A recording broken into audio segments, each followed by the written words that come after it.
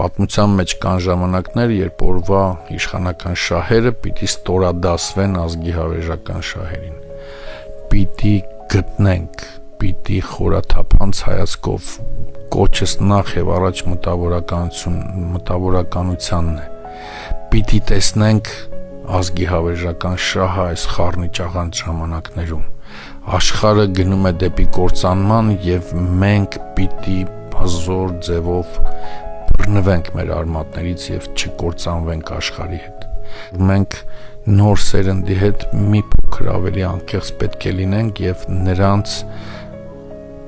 օգնենք,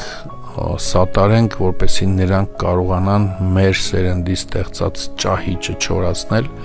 կեղծիքը վերացնել եւ ճշմարտության իշխանություն հռչակել Հայաստանում, որը որ չկա այսօր էլ, չկար երեկ եւ չկար նախորդ օրը։ 91 թվականից մինչ օրս կեղծիքն է, որ կառավարում է Հայաստանը։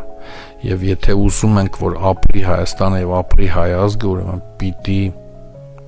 անողոք պայքար հայտարարենք կեղծիքի դեմ։ Մտավորականությունը պիտի հանդգնի նոր սերնդի թիկունքին կանել եւ աջակցի, որպեսզի նոր սերունդը ձերբազատվի այդ ճահճից եւ տանի պետությունը, մեր ազգը դեպի ճշմարտության արևագալ։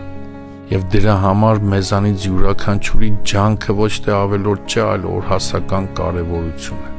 Եվ դրա համար մեզանից յուրաքանչյուրը ձեռքի տված ուսուսի կպած մի սրբատաշ պատի նման պիտի կանգնենք նոր սերնդի թիկունքին եւ թույլ չտանք, որպեսզի նա այդ նահանջի դրոշը դարձնի իր պետականության դրոշը։ Մենք ունենք անկախության դրոշ եւ այն նահանջի դրոշ չի կարող լինել։